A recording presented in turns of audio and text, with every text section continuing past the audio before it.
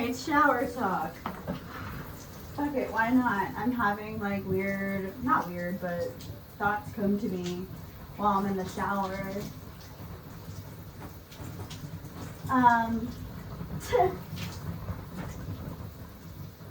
When you try to escape the old ways of thinking, in other words, the matrix, in other words, the mimic, it has many different words to depict what I'm trying to say here.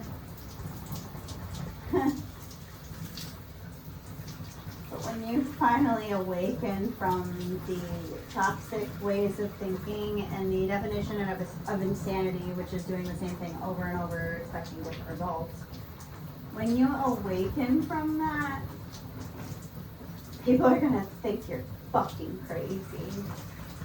And that's okay, you know, that's the intent. Because by nature, narcissists and empaths don't think the same way. And those two terminologies can be used in many different aspects. In biblical terms, Jesus and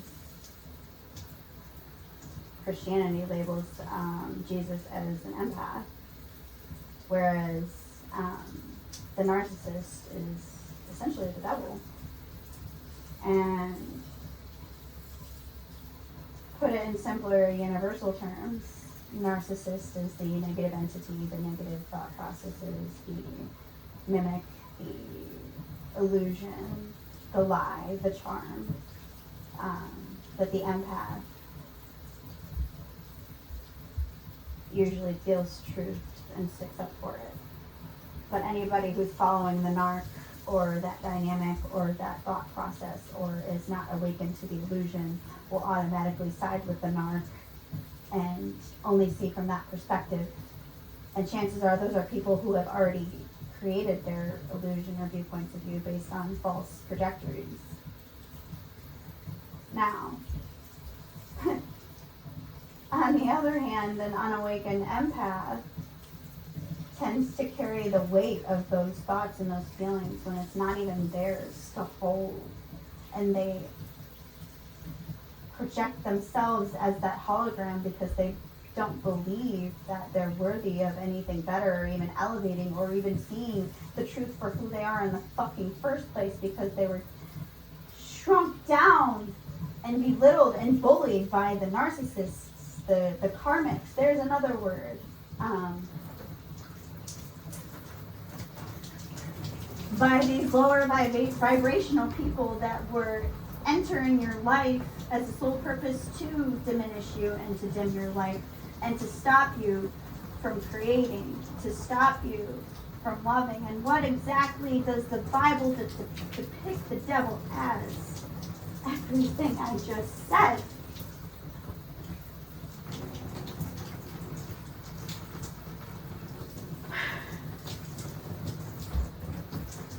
My point to this is, it is probably one of the hardest things that you can do in your life to be the empath, especially an unawakened one, and then awaken and transform into the depiction that we all believe to epitomize the vessel of Jesus. I mean, isn't that what it's all about? Aren't we trained and basically trying to portray the epitome of Jesus and how he has lived? You know, he wouldn't hurt a fly. You with me? That's the part of Christianity and everything that I believe to be true, and what I will constantly stick up for. And people like to reframe it as me being a Bible thumper. No, I do not condone or support the people who go to church every Sunday and then sit there and judge you. No, that's not what I mean. That's spiritual, or that's Christian narcissism subtly hiding in its pure form, because it happened to me. No, that's not what I'm saying. What I'm saying is a true Christian belief, or even true spiritual belief, is trying to live your life to epitomize how Jesus did. And the Bible just portrays, basically gives you a guidebook on to how to do that. Also, life experiences too, of course, especially if you were born into nothing but chaos. You, by nature, attract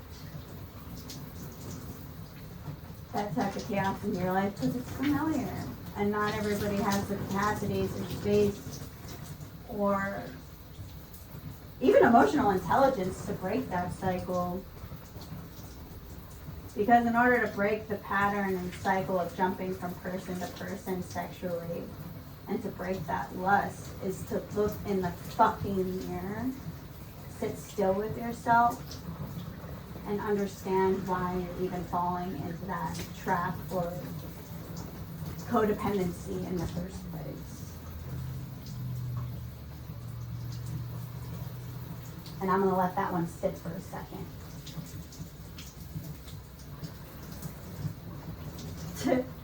Those are the same people that project onto you the very things that they feel so little about inside. And therefore putting it onto you so they don't have to take accountability and make you look like you're the fucking person that has the problem when really it's them. When they rage, when they do what they do, act a fool, it's usually them telling on themselves and telling everybody that that's their problem. But then minimizing the very person trying to love them. Behind closed doors trying to tell them that you can talk to me, you can talk to me. Purposely shutting down and telling other people that it was my fault. No, honey, it takes a real person to take a look in the fucking mirror and understand that a lot of what you project on the world is based on your inner God and how your wounds create a hologram, a lens of what the world is.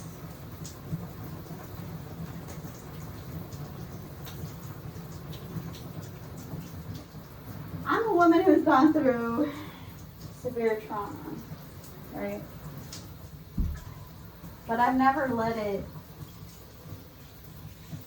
harden my heart. Any relationship I've gone into, and now I'll tell you my flaw, I was way too open in the past. Not even just my recent relationship, but all of them, because it's how my nervous system is wired. When you're brought up in that dynamic of, control and manipulation and just basically just call it survival mode because that's what you gotta do.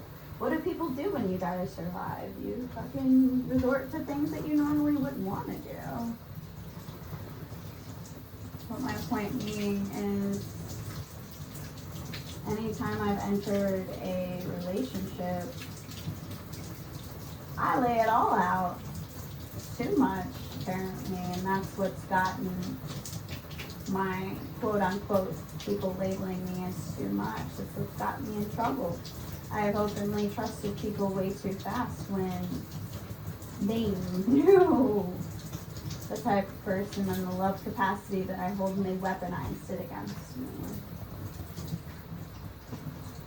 No, I will tell you though, an empath's greatest teacher in life is somebody to crack them wide open enough and hurt them and betray them enough to see that. Because without the pain, without the pressure, a diamond can't be made. And then the truth will expose itself on who the abuser and who the victim really is. I mean, I'm pretty sure I'm starting to see the timeline of it now.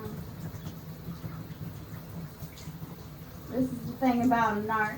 You try to move on so quickly your fucking head will spin, and they've probably already lined up 5 different new supplies before the initial breakup and discard. That's why they seem so secretive.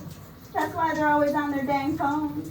That's why everything that your intuition sensed on, when you ask them a question, because let me back up real quick. When a woman asks you a question, chances are they already fucking know the answer. They're just giving you a chance to tell the goddamn truth. And when you don't tell the goddamn truth, that's you breaking their trust even more.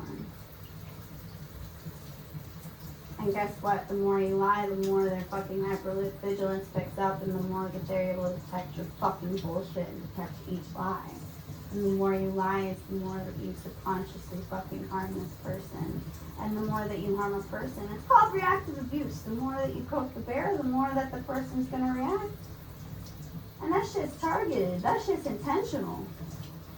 Right? That is targeted to make you look like the crazy person so that they don't have to take the accountability for the fucking crazy shit that they just did.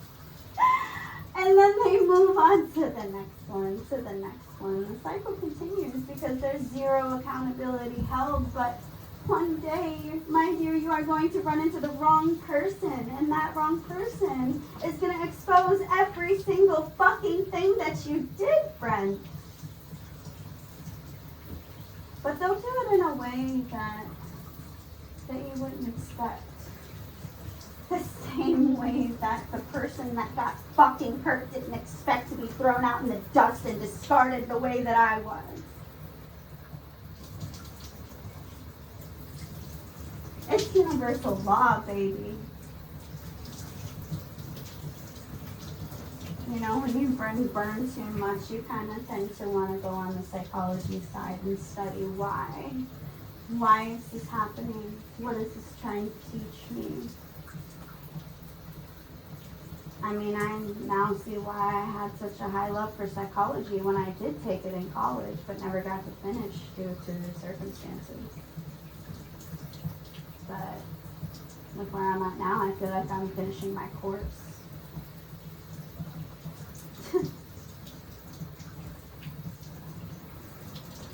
Oh, how the wheels are turning, and I'm really looking forward to this side of life.